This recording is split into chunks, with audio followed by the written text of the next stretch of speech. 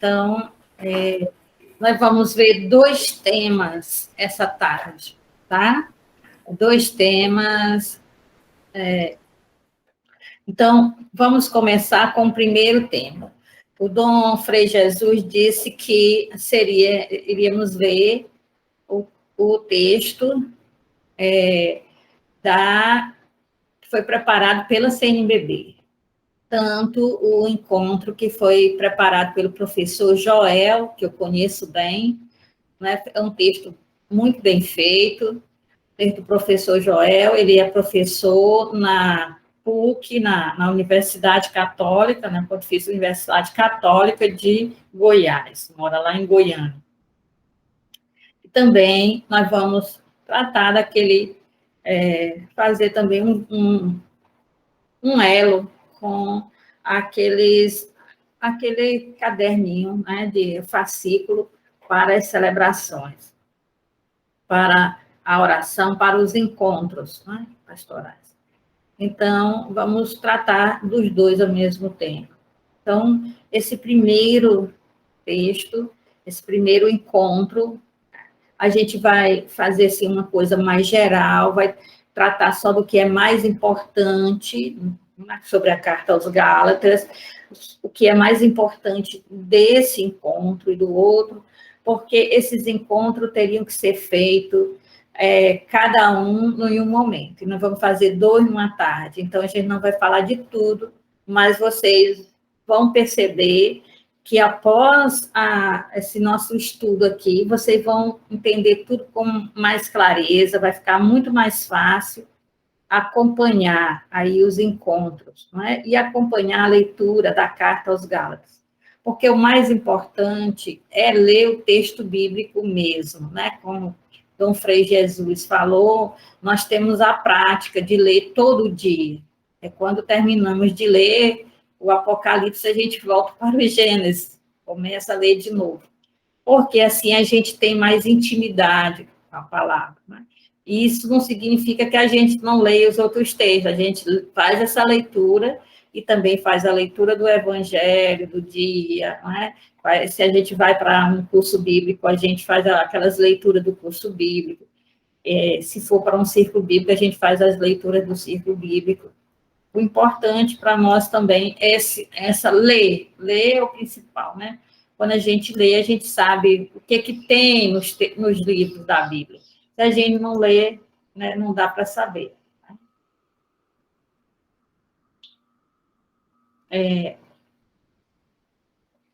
Eu estava ouvindo aqui um barulhão, mas agora deu certo. Bom, então, nós vamos começar assim, o verdadeiro evangelho diante dos conflitos, que é o primeiro tema. Que é o primeiro tema do texto base. E nós vamos ter como um apoio, uma ajuda aí para refletir sobre esse tema, o tema que está lá no livrinho das celebrações, que é Chamados para Construir a Unidade da Igreja. Do que trata a Carta aos Gálatas?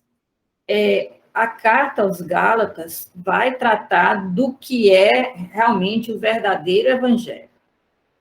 Por que vai tratar disso? Porque houve dúvida, houve um conflito grande na igreja da época, né? Principalmente lá naquela região onde os gálatas moravam, mas não só lá. Em outras comunidades também, em Antioquia e até mesmo em Jerusalém.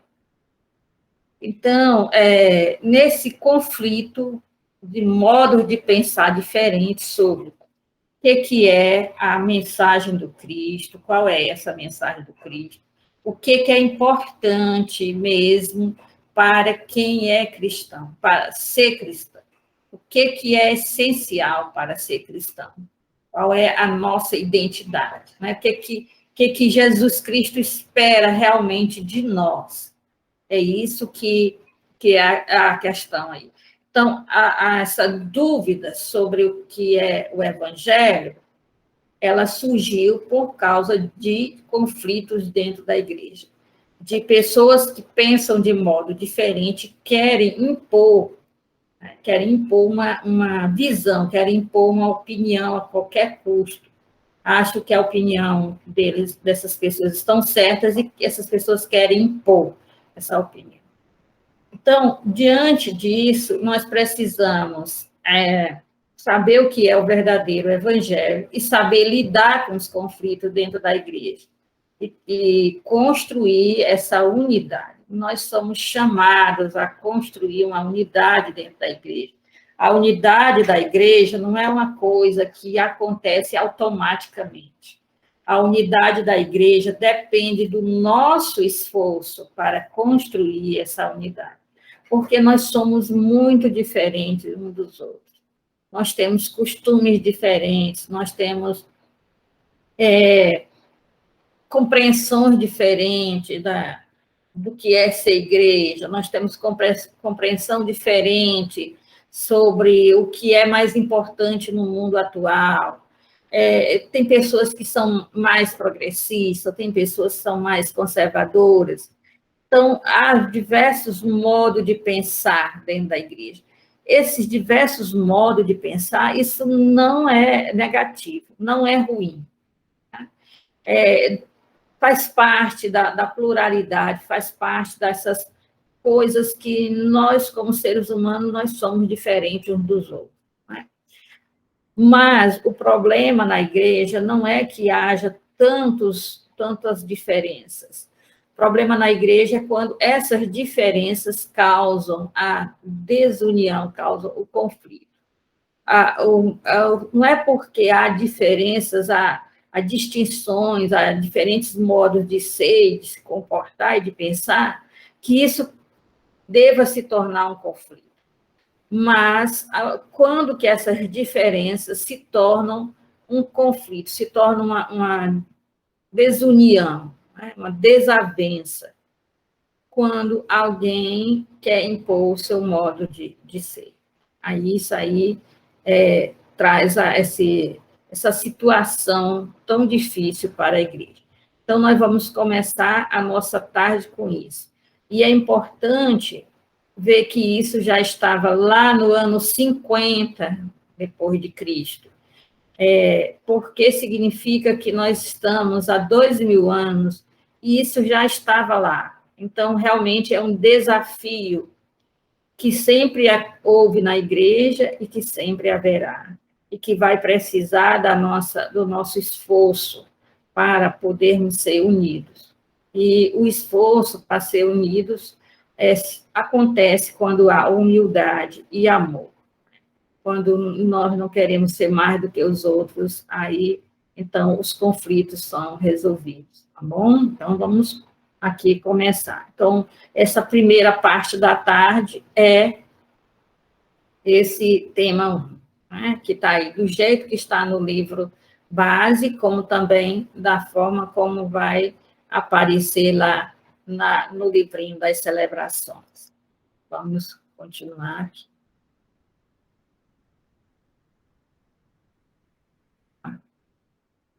Então, veja só.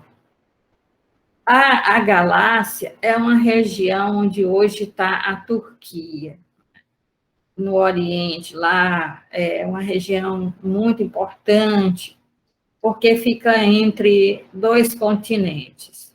Tá? Antigamente se chamava Ásia Menor, todo mundo conhecia como Ásia Menor. É um espaço grande de terra que existe, com muitas cidades, a Ásia Menor, está entre dois continentes, a Ásia e a Europa, da onde veio aí o Dom Frei Jesus, lá da Espanha. Então, é uma região que Paulo viajou e frequentou essas comunidades, né, nas suas 3 viagens missionárias. Algumas cartas de Paulo são escritas, né, para comunidades que ele não fundou, que ele chegou e já existia. E ele visitou, ele viajou para algumas comunidades que ele também não fundou, que ele chegou lá e já existia alguém evangelizado. Mas essas cidades dessa província, é uma região, né? Como nós temos as regiões aqui no Brasil, Nordeste, Norte, etc. Então, temos aí uma região um pouco grande, e a Galácia é uma chamada de província do Império Romano. Tá? Então, essas comunidades que foram, essas igrejas, no sentido de comunidades, que foram fundadas lá na Galácia, foi pelo apóstolo Paulo. Então, ele sabia muito bem com quem ele estava falando, né? Para quem ele estava escrevendo. E ele está escrevendo essa carta um pouco decepcionado com as atitudes, né, desses cristãos da Galácia, esses seguidores de Jesus Cristo. Se vocês quiserem ler com calma, né, como foi que Paulo chegou lá, nós temos aí o Atos dos Apóstolos, capítulo 16, que conta a história. Mas Paulo também, nessa carta, né, ele vai recordar a chegada dele lá, e é bom porque aí a gente lê aquilo que ele mesmo falou. Então, ele é muito grato a essa comunidade, essas comunidades da Galácia, que não conheciam mesmo, e o ajudaram bastante. Então, o primeiro encontro foi muito importante. O primeiro encontro de Paulo com esses chamados gauleses, né? Foi uma coisa bem diferente, foi uma coisa assim de Deus mesmo. Então, Paulo só andava nas grandes cidades do Império Romano, porque era muito mais fácil ir nessas grandes cidades, porque tinha as estradas romanas. E nas grandes cidades, as pessoas falavam grego, então dava para se comunicar. Nas regiões que eram mais rurais, que eram mais distantes, que não eram de grandes cidades, aí geralmente poucas pessoas conheciam o grego, né? Então, às vezes, tem esses locais que são próximos, aqui do Brasil, que são próximos aos nossos vizinhos de língua espanhola. Então, esses lugares mais próximos, mais da fronteira, as pessoas compreendem bem o que os nossos irmãos de língua espanhola dizem. Mas já para certas regiões do Brasil que estão bem distantes da fronteira, não dá para saber, a maioria das pessoas não sabe do que estão falando. Tem dificuldade de compreender quando sai palavras em espanhol. Então, Paulo não iria para aquela região que era um pouco mais afastada, seria com a região norte, comparando lá com o sudeste, né? O sudeste considera a região norte e nordeste lugares distantes para si. Então, ele não iria, não foi uma viagem planejada, o primeiro encontro. E aconteceu porque Deus mesmo providenciou esse encontro. Paulo esteve doente.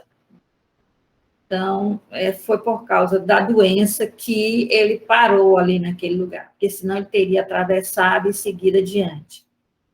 Ele teria seguido viagem. Mas ele adoeceu, e nós vamos ver isso aí na carta, né? Ele vai recordar esse momento.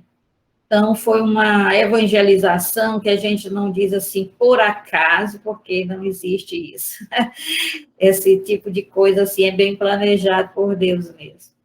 Então, Paulo se recuperou da doença e aí ele evangelizou a região e fundou as comunidades aí nessa região, na província da Galácia. Então, a Galácia não é uma cidade, é uma província, são muitos lugares. Né?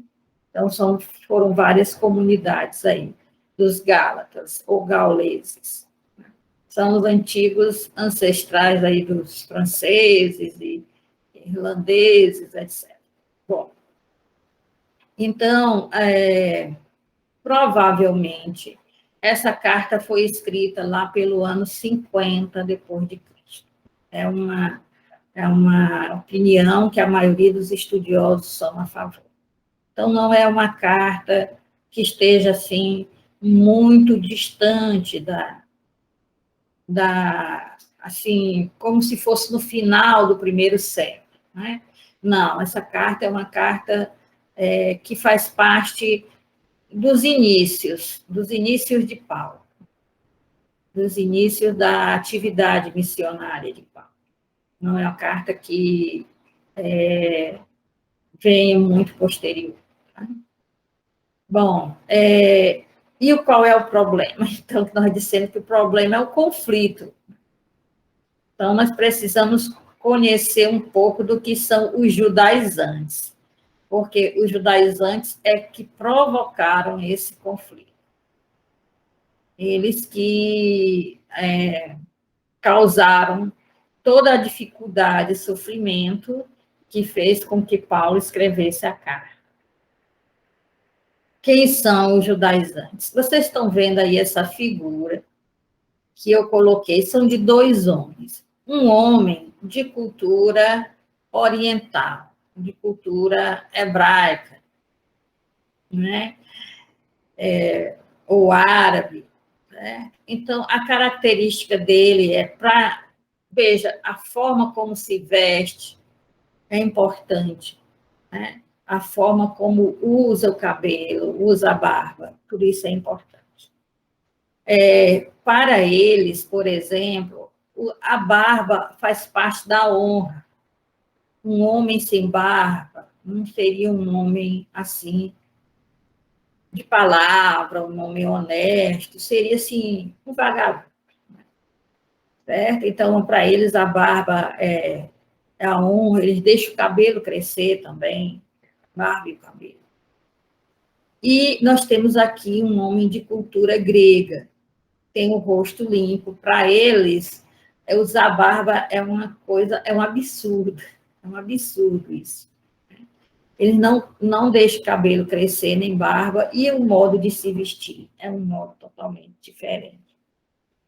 Então, veja, as pessoas, elas são diferentes. Mas o que acontece com os judaizantes? Os judaizantes são cristãos, tá? São cristãos, são seguidores do Cristo. Os judaizantes acham que, para seguir o Cristo, você tem que ser, e eu tenho que ser, igualzinho a este homem, o seu modo de ser, seu modo de pensar, seu modo de agir. Ou seja, a gente teria que antes se tornar judeu para depois seguir o Cristo. Então, qual é a moda de pensar? O Cristo veio para os judeus e ele é judeu. Então, quem quiser seguir o Cristo tem que ser judeu. Então, é aí que gera o conflito. Então, o que acontece? Antes, esses judaizantes, porque eles são chamados judaizantes, porque ele quer transformar todo mundo em judeu. Né? Então, eles são pessoas que são muito apegadas a tradições e não gostam de mudanças, e não gostam dessa abertura, né, que Paulo vai falar, que Paulo vai propor, que Paulo vai, junto com o Evangelho. Então, o que acontecia? Paulo saiu para evangelizar esses que são de costume grego. Então, quem é que era de costume grego? Todo mundo que não era judeu era de costume grego. Então, os apóstolos que conviveram com Jesus, Pedro, Tiago e outros, evangelizavam, né? E isso vai ficar A internet oscilou.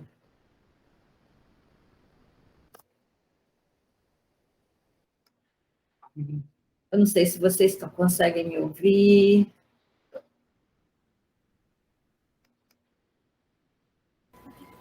Consegue?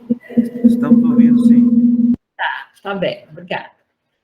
Então, que a minha internet oscilou aqui, quase que deu uma queda. Ainda bem aqui que a plataforma mesmo avisa, né? Então, o que acontece? Pedro, Tiago e outros vão evangelizar os que são judeus. E Paulo vai evangelizar os que não são judeus, os que são de costumes gregos. E isso ele vai falar na carta mais à frente, só para a gente entender aqui o que é esses judaizantes. Então, esses irmãos cristãos que achavam que todo mundo tinha que primeiro ser judeu, obrigada pelo feedback, primeiro ser judeu para depois ser cristão, esses irmãos, antes, eles confrontavam Paulo. Paulo vai mencionar uma situação lá na cidade de Antioquia, né, em que houve um atrito. Vai mencionar aí na carta aos Gálatas. Houve um atrito entre ele e esses irmãos. Mas, com o passar do tempo, os judaizantes vão evitar encontrar com Paulo. Eles vão fazer assim, eles vão deixar Paulo sair da cidade, que Paulo sempre vai evangelizando, né? Paulo vai evangelizando, e aí ele sai de uma cidade, vai para outra. Fica um tempo na cidade e vai para outra cidade. Né? Então, sempre esse movimento. Chega numa cidade, evangeliza, forma comunidade, deixa uma liderança e vai para outro lugar. Então, os judaizantes esperam Paulo sair. Né? Ele sai da cidade, quando ele sai da cidade, eles chegam. E aí, então, quando eles chegam, eles vão e dizem que Paulo não está correto, que Paulo está agindo errado. Né? Eles dizem que Paulo não conheceu Jesus, não ouviu a pregação de Jesus, que Paulo perseguia a igreja e que Paulo não tem nenhum direito de dizer que todo mundo pode servir o Cristo, que todas as pessoas que se sentirem tocadas pela evangelização podem servir o Cristo. Então, eles vão dizer, não, ele não tem, né, não tem autorização para isso. Nenhum dos 12 apóstolos deu autorização para ele fazer isso. E ele não é apóstolo, porque ele não conheceu Jesus quando Jesus estava exercendo o ministério dele. Isso aí é que Paulo vai rebater depois. Né? Então, o judaizante faz esse trabalho contrário ao trabalho de Paulo. Então, aproveita que Paulo não está presente para se defender e investem nessa... Começam a difamar, não é? Difamar Paulo e dizer que ele não recebeu autorização para fazer assim e que os Gálatas, então, eles não são cristãos, porque primeiro eles teriam que se tornar judeus. Então, eles não acreditam que nós podemos ser cristãos pela graça de Deus, porque Deus nos chamou e quando nós dizemos sim com a fé, então basta a nossa fé. Nós não precisamos nos tornar judeus. Basta a fé em Cristo e receber a graça, receber o Espírito Santo. Então, não temos que fazer nada mais do que isso. Então, para eles, o que os Gálatas deveriam fazer primeiro, fazer o rito de iniciação ao judaísmo, que é a circuncisão, que os homens faziam, né? O que hoje nós chamamos de uma cirurgia de fimose. Então, os homens tinham que fazer. Isso era sem anestesia, sem sem presença de profissionais da saúde, sem essas coisas que temos hoje, como anti-inflamatórios, sem nada disso. Por quê? Porque eles dizem que é assim que uma pessoa se torna judeu. Mas uma pessoa se torna judeu lá, o recém-nascido. Eles fazem isso quando o menino nasce.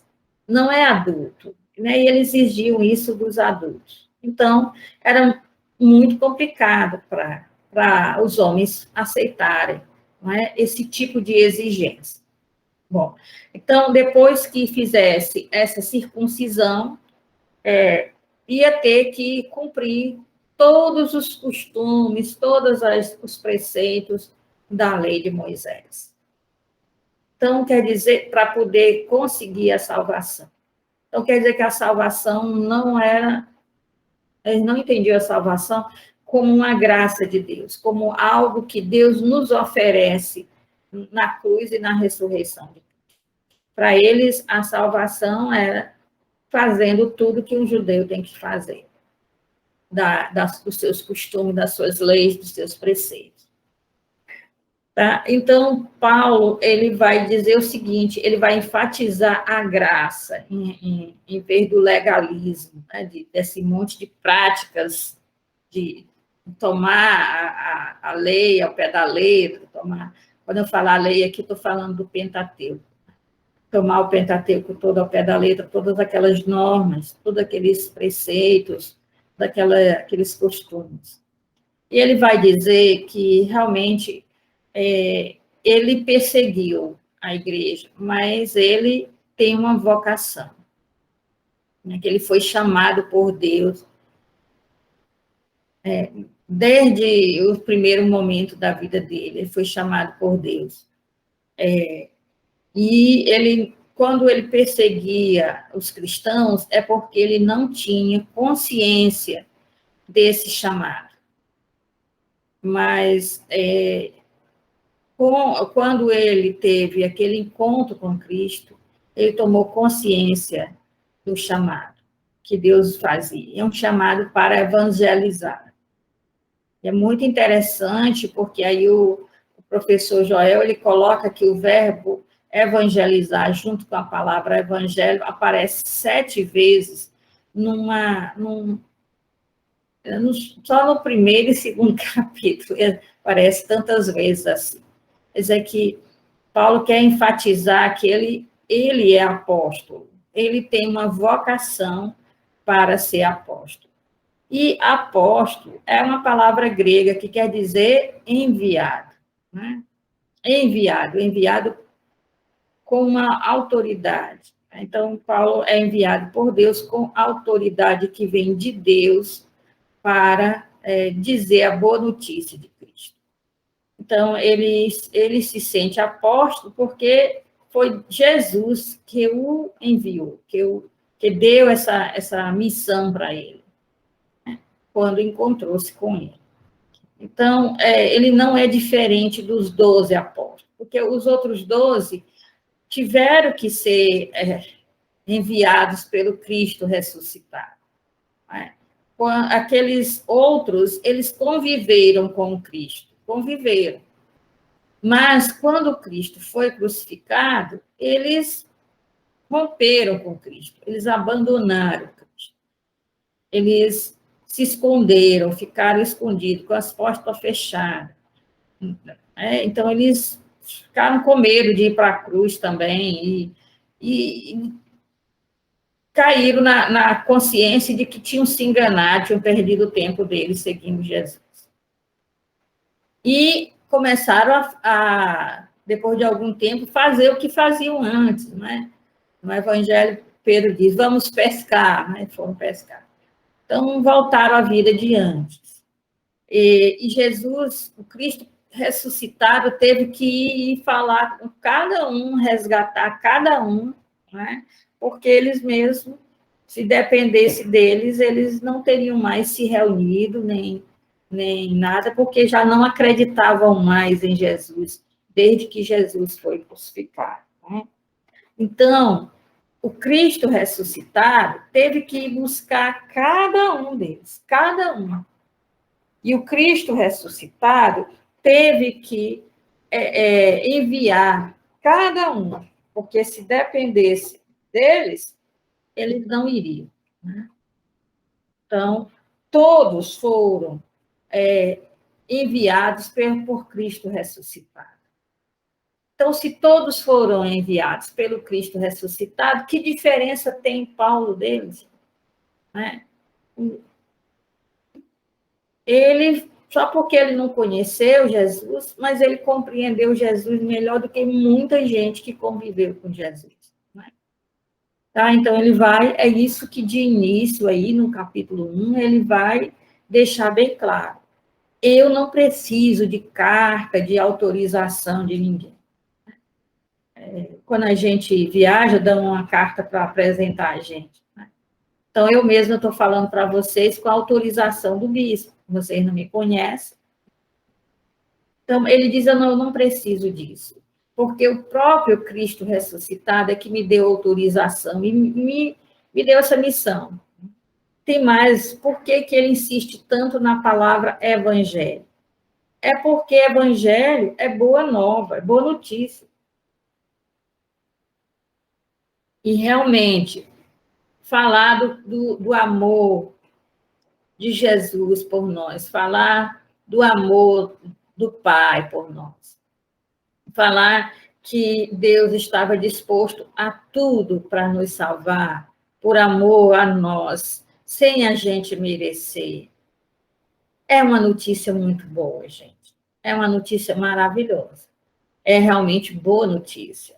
Deus nos ama. E Deus estava disposto a tudo por nós.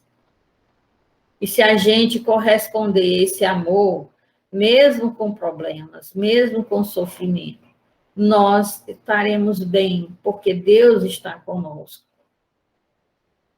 Isso é boa notícia. Agora, o que os judaizantes faziam é aquilo que Paulo chama de falso evangelho.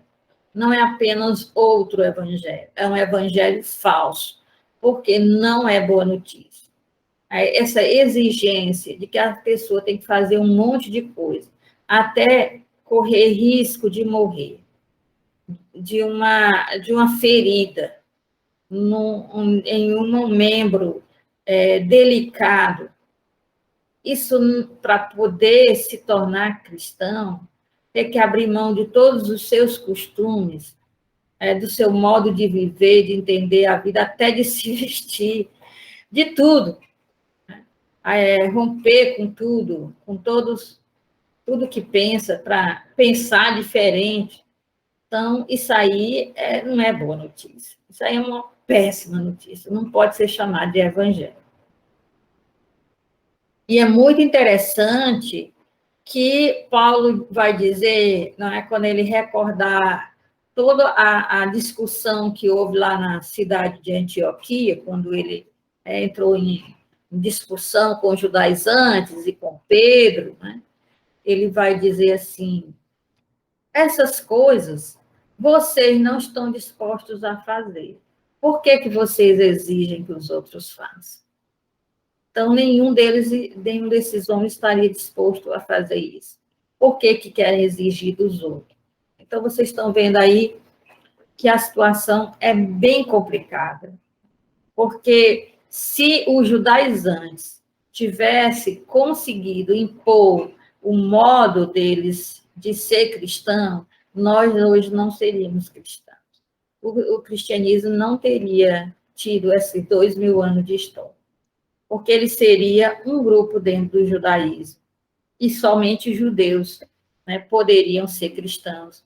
Quem não fosse judeu de nascimento teria que ser convertido judeu para poder servir a Cristo. Então, assim, uma graça de Deus que Paulo lutou muito com esses judaizantes para que nós tivéssemos esse cristianismo que nós temos. Né?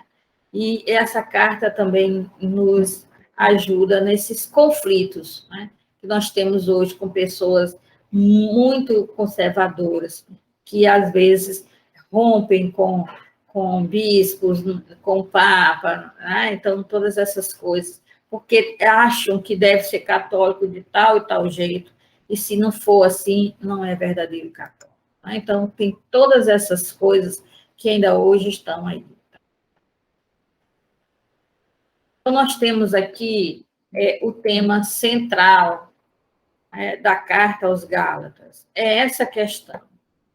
Né? Como é que o gentio é todo mundo que não for judeu, tá? Gentios são todos os que não são judeus. Como é que os gentios podem se tornar cristãos? É pelo batismo ou é primeiro se tornando judeu? Então, essa é a questão da carta. Se Paulo ganhou, né, essa briga, se Paulo não tivesse insistido, se ele não tivesse lutado, então não haveria batismo, nem esses sacramentos, nem nada. Tudo seria judaísmo. Tudo seriam os costumes judaicos e os ritos judaicos. Tá? Então, esse aí é o tema central. Como é que a gente pode fazer parte, quem não é judeu pode fazer parte das comunidades cristãs. Como é? Né? Através do batismo ou não? Ou precisa ser judeu? Então, se essa é a questão, isso mostra que até o momento, até mais ou menos pelo ano 50, a maioria dos cristãos ainda eram judeus, que, apesar do trabalho missionário de Paulo, mas, pelo menos, não sei dizer se a maioria era judeu, mas, pelo menos, digamos assim, quem mandava, quem ditava as regras, eram os cristãos judeus, os cristãos que vieram do judaísmo. Então, até então, eram eles que se sentiam os verdadeiros cristãos. E quem não fosse judeu não era tido como verdadeiro cristão. E nós temos aí, nessa gravura, algumas mulheres. Essa carta se torna muito importante para as mulheres no início da comunidade cristã. Porque se o problema do cristianismo é se vai circuncidar ou não vai circuncidar, isso é um problema masculino. Certo? Então, o central no cristianismo seria uma questão masculina. E, na verdade, os verdadeiros cristãos seriam apenas os homens, os varões, e não as mulheres. As mulheres seriam cristãs por tabela, cristãs de segunda categoria, ou seja, seriam cristãs porque o marido é cristão, o pai é cristão, etc. Né? Mas não seria uma decisão delas, e elas, por ela mesma, pelo sim delas, se tornassem cristãs. Pudesse ser cristã. Então, é bem complicado. Né? Então, veja, se Paulo não ganha a parada, né, essa discussão aí, o que acontece é que é terrível para as comunidades, de uma maneira geral. Paulo não, vai ter que parar de evangelizar, porque para que perder tempo levando o evangelho para essas pessoas de outras culturas, se elas terão que se tornar judias, e aí o cristianismo ficou um assunto masculino, um assunto de homens. Se o principal do cristianismo, para se tornar cristão, é fazer uma circuncisão, então isso é assunto de homens, não é assunto de mulheres. As mulheres não são envolvidas na discussão do que é ou não é ser cristã, o que é ou não é ser igreja, o que é e o que não é ser seguidor de Jesus Cristo. Né? Então, é sério, né? É sério. Então, ele vai lutar o tempo todo para fazer esse tipo de deixar bem claro o que é essencial na vida cristã, o que é essencial, o que é mais importante. Não é esse legalismo. Não é uma graça, uma liberdade que nós temos. Esse legalismo que os judaizantes estão propondo, ele mata, ele escraviza, ele exclui, ele traz cada vez mais distinções. Quer dizer que todo mundo tem que se tornar judeu. Todo mundo tem que pensar igual, tem até que vestir igual. Tá? Então, não tem espaço para o diferente. E também não tem espaço para a mulher, claro. Né? Então, ela fica cristã de segunda categoria. Tá? Se a mulher não pode fazer um rito de iniciação, né? Porque se é batismo, todo mundo pode fazer esse rito de iniciação. Mas se é circuncisão, só os homens livres podem fazer esse rito de iniciação. Então, é sério, tá? Então, essa aí é a grande questão da carta. E não é uma coisa simples, é uma coisa essencial. O que é ser cristão? O que é ser igreja de Jesus? Então, vamos lá.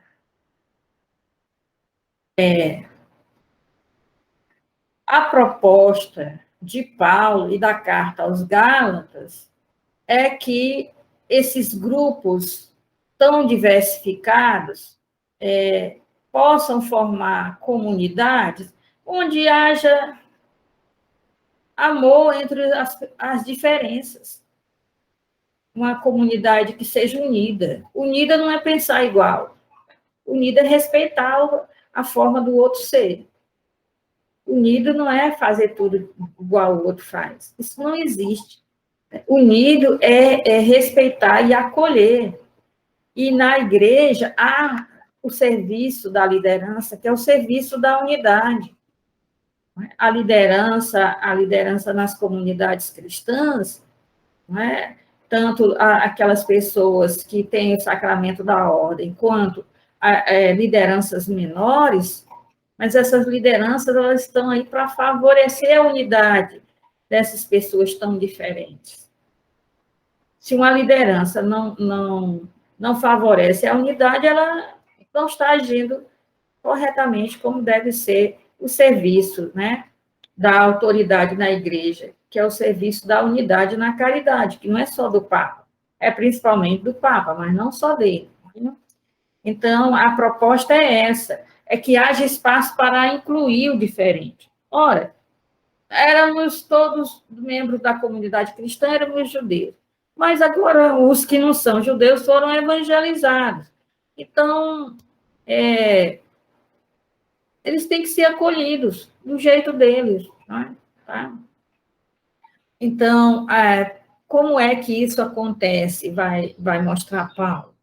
Isso acontece a partir daquilo que ele chama do revestimento de Cristo, que é o batismo. Então, é uma figura muito bonita do batismo, é receber a veste nova. Então, quando a pessoa se batiza, Dom Frei Jesus realizava na vigília pascal o batismo de adultos, e nós, da nossa comunidade religiosa, deixávamos a nossa paróquia e íamos celebrar lá para testemunhar e celebrar essa coisa maravilhosa, né, que é o batismo por imersão, né, recebendo, imergindo na água, a gente possa visualizar a pessoa entrar na morte do Cristo e sair na ressurreição do Cristo. Receber uma veste nova, ser uma nova criatura. Não é? Agora, uma criatura que vive tendo por padrão de vida, por critério de vida, o próprio Jesus Cristo. Uma pessoa que agora vai viver configurando sua vida, a vida de Cristo, porque a pessoa recebeu ali o nome de cristão, um outro Cristo, para viver, não é, conforme Cristo viveu. Então, para Paulo, todos somos um em Jesus Cristo. Não quer dizer que não tenhamos diferenças. As diferenças permanecem, as distinções, o modo de ser, de compreender as coisas. Somos livres para pensar diferente. Mas essas diferenças não nos dão o direito de nos desunir uns com os outros. Só porque alguém vive diferente, pensa diferente, é estranho. Tá? Então, ele vai dizer isso numa expressão que é uma das expressões mais bonitas da carta, que tem muitas expressões maravilhosas essa carta. Ele vai dizer que não há mais judeu ou grego, ou seja, aquela distinção, o judeu é do povo de Deus, que serve a Deus, o grego é do demônio, né? As pessoas de cultura grega, que é a maior parte do planeta Terra na época, são todos do outro, né? Não são de Deus, não podem ser de Deus. Só pode ser de Deus se for judeu. Então, você quer ser de Deus, você tem que se transformar em judeu primeiro, para ser de Deus. Porque do jeito que você é, só se batizar, não adianta, não. Você se batiza e continua grego, né? Você tem que se tornar judeu, aí sim, aí você se torna povo de Deus. Não é assim. Não é assim. Não há judeu ou grego. Todo mundo, claro que as pessoas continuam sendo, umas sendo do povo judeu e outras sendo de cultura grega, claro. Né? Mas não, quer dizer que para Deus isso não tem importância. Ele não vai dizer assim, para Deus, ele não vai dizer assim, porque você não é brasileiro, então eu não gosto de você. Isso não existe para Deus. Você não pode me servir porque você é brasileiro. Como assim? Isso não existe, não é? Escravo e livre. Escravo e livre, ou livre, eram coisas do Império Romano. No Império Romano havia pessoas que eram livres e outras pessoas eram escravas. Às vezes havia mais escravo do que livre. Ainda tinha as pessoas que ficavam no meio termo. Elas eram livres, entre aspas, né? Eram livres, mas não eram cidadãs. Então, elas não podiam quase nada. Elas ficavam no meio termo entre escravo e livre. Era dito para elas que elas eram livres, mas não era permitido que elas fizessem muitas e muitas coisas. Então, elas não usufruíam de uma liberdade, realmente, de uma dignidade.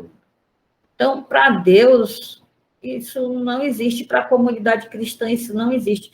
E, de fato, em algumas comunidades cristãs dos primeiros séculos, pessoas que, para a sociedade, eram escravas, dentro da comunidade, eram líderes da comunidade.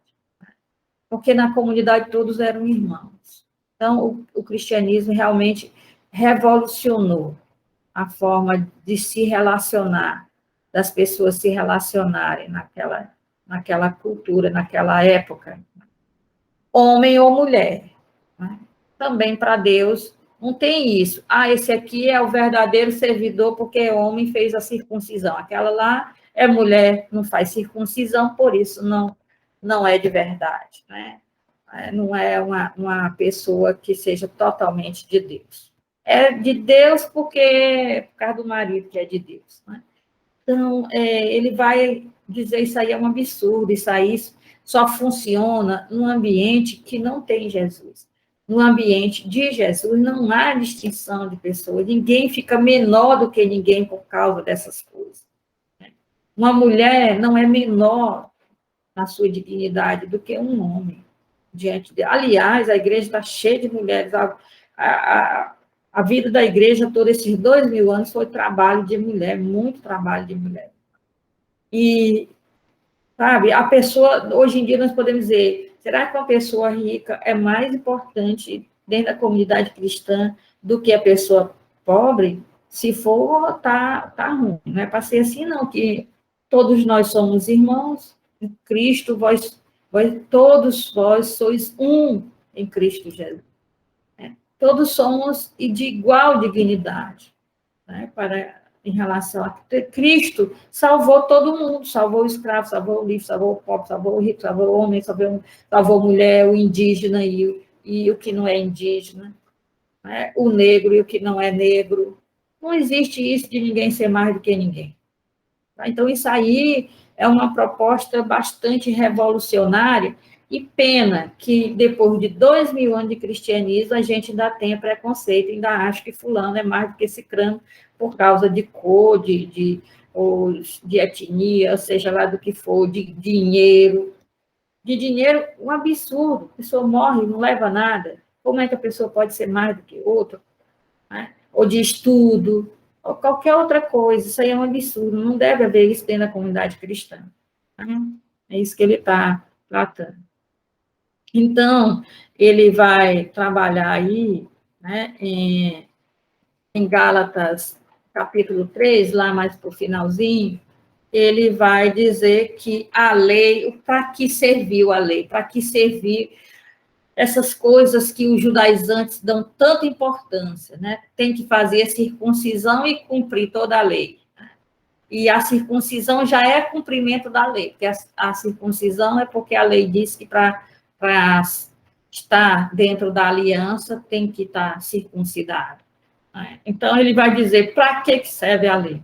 Ele vai comparar com o escravo.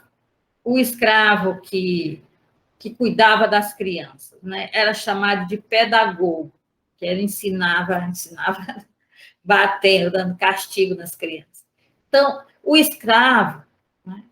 Quando o filho do patrão era criança, o escravo pedagogo, ele servia para disciplinar aquela criança. Então, a criança é livre, a criança é filha de uma família livre. Então, aquela criança, quando ficar adulta, ela será um homem livre, uma mulher livre, um homem livre. Mas o escravo, que deve obedecer aos livres, ele manda nessa criança. Né? Ele é um escravo severo, que põe ordem, que não deixa a criança bagunçar, que não deixa a criança fugir das lições. Então, a lei lá, o Pentateuco, serviu para isso. Quando a humanidade era criança, a lei dizia assim: não faça isso, não mate, não mate, não calunie, não diga que não levante calúnia com ninguém. Não faça isso, não faça aquilo outro. A maior parte das normas lá do Pentateuco são não faça isso, não faça, não faça. Né? Igual como se faz com a criança. Quando a criança é muito agitada, a gente diz várias vezes, não faça isso. A gente usa muito a palavra não. Certo? Então, a lei servia para isso. Mas agora o que aconteceu? Aí ele vai comparar. Quando aquela criança crescia e se tornava adulto, aí era a criança que mandava no escravo. Né? Agora ela é adulto. É o filho que mandava no escravo, que agora era adulto. Então, ele diz o seguinte: agora a humanidade é adulta por causa do Cristo. Quando o Cristo chegou, né, a humanidade chegou à sua maturidade. Então, a lei, as normas lá, todo aquele sistema de costumes e tudo mais,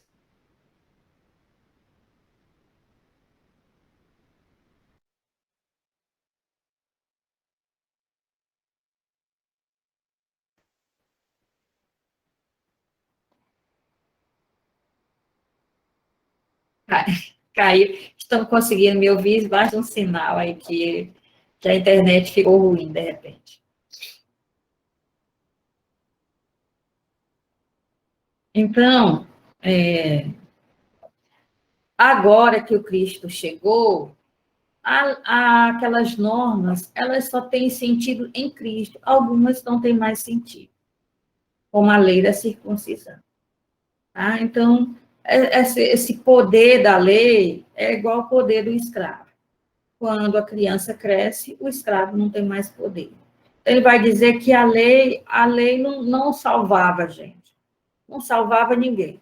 A lei só fazia nos conscientizar do que era errado. Não faça isso, não faça isso. Mas a lei não dava aquela força de vontade para a gente não fazer o erro. E agora que nós fomos batizados, revestidos de Cristo, a gente se transforma, a gente recebe o Espírito Santo, que nos dá motivação para agir corretamente. Então, nesse caso, do jeito que aquela criança, quando ficava adulto, ela ficava livre daquele escravo, que aquele escravo não ia mais colocá-la de castigo, né? Então, da mesma forma, agora nós nos libertamos da lei que ficava, porque a lei lá do Pentateuco, além de dizer o que não deve ser feito, ela também dizia que caso você faça, aí te acontece isso, isso e isso. Então, também tinha o castigo. Então, agora nós estamos libertos disso. E aí ele vai fazer uma memória. Ele vai dizer assim, olha, não é necessário se tornar judeu, não é necessário se circuncidar. Eu fui a Jerusalém, eu levei comigo Tito, né? Eu levei Tito comigo. Tito é de costume grego. Eu tive lá com os apóstolos. O Tito também era cristão. Eu tive lá com os apóstolos. Conversei com Tiago. Conversei com João. Conversei com Pedro, que são as colunas da igreja. Ele sempre chama Pedro de Kefas, ou Cefas, né? Que é um nome aramaico dele. E eles nunca disseram que Tito tinha que circuncidar. Eu conversei isso com eles. E eles me deram a mão e disseram, não, tudo bem. Você continua evangelizando seu trabalho de evangelização aí das pessoas, né, dos gentios, pessoas de costume grego. E nós vamos evangelizar os nossos irmãos judeus. Então, quem não tem autorização dos apóstolos são os judaizantes. Né?